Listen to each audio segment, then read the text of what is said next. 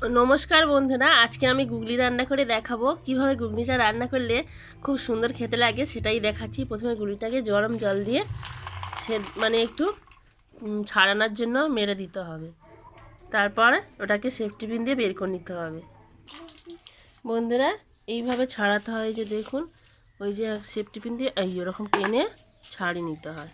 ছাড়িয়ে ওই যে ওখান থেকে এগুলো আছে, মুটিটা আছে, ফেলে দিয়ে বাদ দিতে হবে।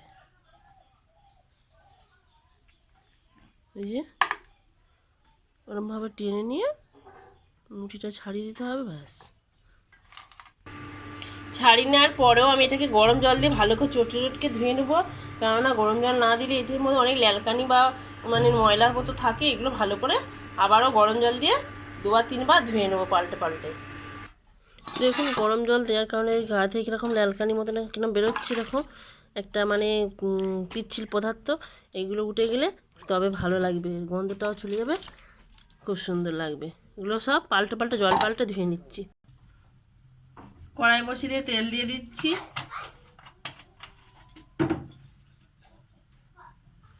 আমি এই গেঁড়িগুলোকে আমি ভালো করে ছাড়িয়ে নিয়েছি। এইগুলো ভালো করে নুন আর হলুদ মাখিয়ে নিয়ে তেলের মধ্যে ভেজে নেব।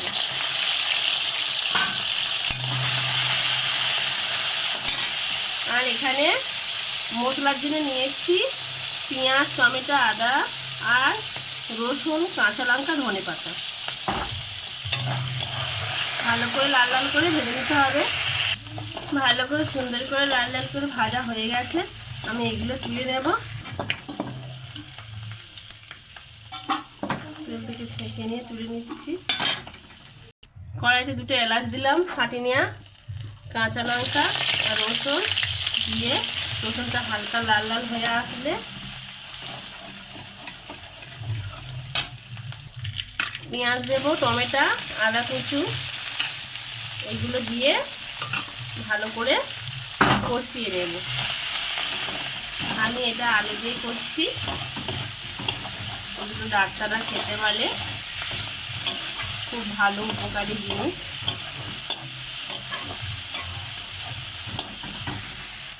লবণ, হলুদ গুঁড়ো, লঙ্কার গুঁড়ো, সামান্য একটু চিনি। মশলাগুলো কষিয়ে নেওয়া হয়ে গেছে, আমি এখানে আলু দিয়ে দেবো, সেদ্ধ করে রাখা আলু দিয়ে এটাকেও আমি আবারও ভালো করে সুন্দর করে কষিয়ে নেব। ধনে পাতাগুলো দিয়ে দিচ্ছি এবারে।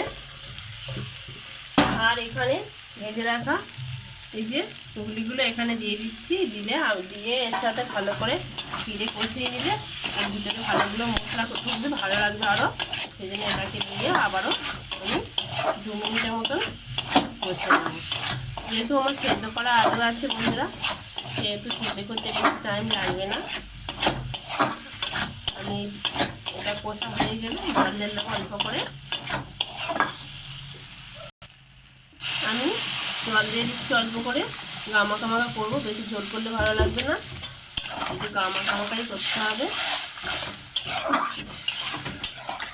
কতটা সুন্দর হয়, একবার বানিয়ে খাবেন। আমি তো কোনোদিন খেতাম না, আমি আমার ছেলের ফর্মে পরে খাচ্ছি। বাচ্চার জন্য রান্না করতে গিয়ে একদিন টেস্ট করে দেখেছি, বেশ ভালো লেগেছে, সেই জন্যে আমারও খাওয়া হলো।